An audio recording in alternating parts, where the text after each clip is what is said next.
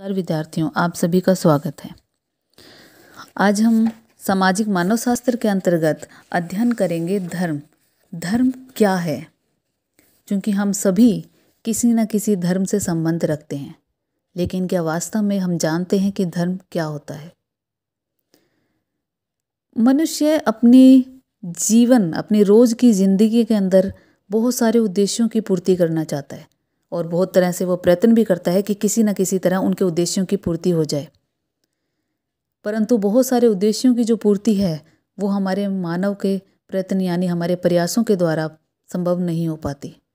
जब ऐसी स्थितियां उत्पन्न होती हैं तो व्यक्ति इंसान से ज़्यादा किसी शक्ति में विश्वास करने लगता है। उसे लगता है कि कोई ऐसी शक्ति है जो उसकी इच्छाओं को पूरा कर सकती है, क्योंकि मानव उस काम को, उस क्रिया को करना में सफल नहीं हो पाता है। जब प्राचीन समय में इस प्रकार की समस्याएं आने लगी कि मानव को लगा कि वह हर काम को नहीं कर सकता, वह हर चीज़ को संपन्न नहीं कर सकता, उसकी हर उद्देश्य और हर इच्छा उसके द्वारा पूरी नहीं हो सकती, तब धर्म का उदय हुआ। यानी व्यक्ति ये सोचने लगा कि उसके से अलग भी कोई एक शक्ति है जो उसकी इच्छाओं को पूरा कर सकती है, जो उसकी कष्टों को समाप्त कर सकती है, जो उसके उद्देश्यों को पूरा कर सकती है। और वह शक्ति उससे यानी कि समाज और प्रकृति से परे है, पारलौकिक है। मानव शास्त्र में धर्म और जादू का जितना ज़्यादा अध्ययन किया गया है वह किसी अन्य क्षेत्र में नहीं किया गया। मानव शास्त्र के अंतर्गत धर्म को बहुत अच्छे ढंग से समझाया गया है और बहुत अच्छी इसके ऊपर अध्ययन किए गए हैं। विभिन्न विद्वानों ने अपने अपने बौद्धिक विचारों से धर्म को परिभाषित करने का प्रयास किया है। अगर हम कुछ परिभाषाओं की बात करते हैं तो एडवर्ड टायलर ने कहा है कि धर्म आध्यात्मिक शक्ति में विश्वास है। यानी टायलर का यह मानना है कि आप किसी ऐसी शक्ति में विश्वास करते हैं जो आपसे बहुत अलग है, आपसे बहुत ज़्यादा ताकतवर है और आप उसे नहीं देख सकते। यानी कि बार बार अगर आप उसका ध्यान करते हैं, उसे याद करते हैं, उसके आगे प्रार्थना करते हैं, तो एक ऐसी अदृश्य शक्ति है जो आपको सुनती है, समझती है और आपकी इच्छाओं को पूरा करने का प्रयास करती है। यानी कि यह माना जाता है कि वो जो शक्ति है वो एक चमत्कार है। जो चीज़ हम नहीं कर सकते वो शक्ति उसे करती है चमत्कार के तौर पर। एक अन्य परिभाषा की अगर हम बात करते हैं तो जॉनसन के अनुसार धर्म कम या अधिक मात्रा में अलौकिक शक्तियों, तत्वों तथा आत्मा से संबंधित विश्वासों और आचरणों की एक संगठित व्यवस्था है। जॉनसन के अनुसार यानी कि हम वो जो अलौकिक शक्ति जो है उसके अंदर हम कितनी अधिक विश्वास करते हैं, कितना उसे मानते हैं, कितना उसके प्रति हम आध्यात्मिक कार्यों को संपन्न करते हैं, वो कम या ज़्यादा जितना हम कर सकते हैं हम पे निर्भर है या हम उस पे निर्भर हैं। उतना ही हमारा उसमें विश्वास बढ़ता जाएगा या कम होगा, उतना ही हमें ऐसा लगता है कि वो जो शक्ति है वो हमारे लिए लाभकारी होगी, कहीं ना कहीं हमें वो फ़ायदा पहुंचाएगी और जो हम चाहते हैं वह उसे करने का प्रयास करेगी। यदि हम साधारण शब्दों में अगर बात करें तो धर्म का संबंध एक अलौकिक शक्ति में विश्वास होता है। इस विश्वास को मानव पूजा, आराधना और कर्म कांडों के द्वारा प्रकट करने का प्रयास किया जाता है। यानी व्यक्ति किसी ऐसी शक्ति में विश्वास करता है और उस शक्ति के ऊपर अपना विश्वास बनाने के लिए वह तरह तरह की पूजा करता है, आराधना करता है, बहुत सारे कर्म कांड करता है, प्रार्थनाएं करता है, जागरण करता है। ये सब चीज़ें उसे अपनी इच्छाओं को, अपने उद्देश्यों को पूरा करने के लिए वह बार बार करता है।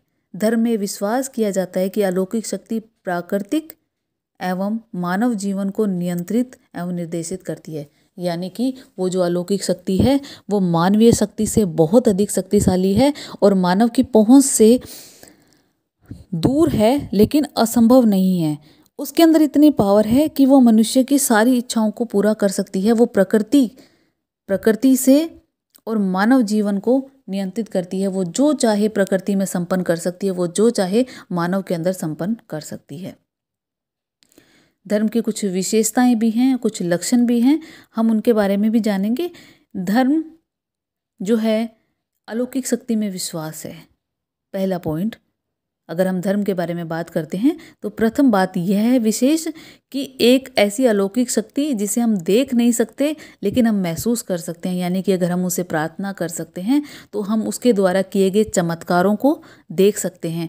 यानी कि जिसे काम को हम करना चाहते थे वो हम नहीं कर पा रहे, हम सफल नहीं हो रहे, हमने उस अलौकिक शक्ति से कहा करने के लिए और वो काम हो जाता है जो हमारे प्रयासों से नहीं हुआ। इसका मतलब कोई ऐसी पावर है, कोई ऐसी शक्ति है जो उस कार्य को संपन्न कर सकती है, परंतु उसके लिए हमें उसमें विश्वास करना होगा। दूसरा, कुछ धार्मिक क्रियाएं होती हैं। धार्मिक क्रियाएं यानी कि अलौकिक शक्ति तब तक काम नहीं करेगी जब तक आप उसके सामने पूजा नहीं करेंगे, कोई पाठ नहीं करेंगे, किसी प्रकार का यज्ञ, हवन, बलि या कोई कर्मकांड नहीं करेंगे। आपको उस अलौकिक शक्ति के लिए, अपने कार्यों को करवाने के लिए, उस अलौकिक शक्ति पर विश्वास करने के लिए, उसे अपने उद्देश्यों की पूर्ति कराने के लिए इन सारी धार्मिक क्रियाओं को संपन्न करना होगा। कि हम किसी प्रकार से उनकी मूर्ति बनाते हैं, हम उनके आगे प्रसाद चढ़ाते हैं, अपने घुटने टेकते हैं, हम हाथ जोड़ते हैं, हम उनके लिए आरती गाते हैं, हम उनके लिए प्रार्थना करते हैं, कुछ ना कुछ ऐसी धार्मिक क्रियाएं होती हैं। तीसरी विशेषता है पवित्रता, यानी कि धर्म और धर्म से संबंधित जितनी भी वस्तुएं, जो क्रियाएं, उनकी प्रतीक चिन्ह होते हैं, उनकी पुस्तक होती हैं, वो सारी चीज़ें पवित्र होनी चाहिए। हम धर्म से जुड़ी हुई जो वस्तु है उसे हम पवित्र मानते हैं, चाहे वह कोई मूर्ति हो, वह मंदिर हो, या पूजा पाठ का कोई सामान हो, या हमारे द्वारा किया गया कोई कर्मकांड हो। अलौकिक शक्ति का संबंध पवित्रता से होता है, और जो चीज़ अलौकिक शक्ति से जुड़ जाती है, यानी कि हमारी धार्मिक भावना से जुड़ जाती है, वह प्रत्येक चीज़ हमारे लिए पवित्र होती है। धर्म की एक बहुत ही महत्वपूर्ण जो विशेषता वो ये है कि इसमें तर्क का अभाव होता है। यानी कि जहाँ पे हम धर्म की बात करते हैं, अलौकिक शक्ति की बात करते हैं, पावर की बात करते हैं, वहाँ पर तर्क गौण हो जाता है। क्योंकि हम वैज्ञानिक सोच अगर रखते हैं तो वहाँ तर्क होता है, यानी कि वैज्ञानिक सोच में मनुष्य के द्वारा किया गया प्रयास, और वैज्ञानिक सोच के अनुसार किया गया प्रयास किसी कार्य को करने में जब सफल नहीं होता है तो मान लेते हैं कि यह कार्य नहीं हो सकता। परंतु धर्म के अंतर्गत हम ये मानते हैं कि एक ऐसी शक्ति है जो इस काम को कर सकती है, विज्ञान नहीं कर सकता, वो कर सकती है। तो जब वो काम हुआ, कैसे हुआ, वहाँ पर तर्क नहीं होता है।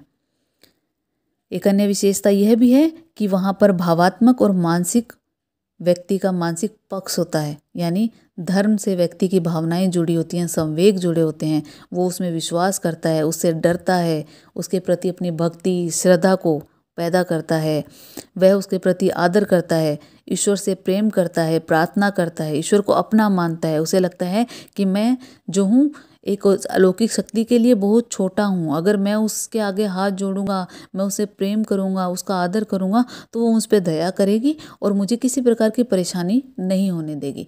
और वह उसे डरता भी है कि अगर मैंने ये सब नहीं किया, उसके प्रति आदर, उसके प्रति सम्मान नहीं किया, तो वो मुझे नुकसान भी पहुंचा सकती है। एक बहुत ही महत्वपूर्ण विशेषता यह भी है कि अगर आप किसी धर्म में विश्वास करते हैं तो उस धर्म की कोई ना कोई प्रार्थना होगी। उस प्रार्थना को हम उस ईश्वर के लिए करते हैं, पूजा करते हैं, आराधना करते हैं।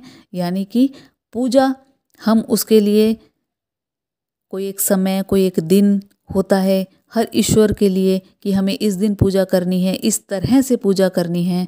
हम उसकी आराधना करते हैं, उनका नाम जपते हैं, उन पे फूल चढ़ाना, मालाएं चढ़ाना, उनकी आरती करना, उनके लिए ढोल नगाड़े बजाना, ताली बजाना, उनके पुष्प चढ़ाना, बहुत सारे तरीके हैं जिनके द्वारा ये पूजा प्रार्थना की जाती हैं।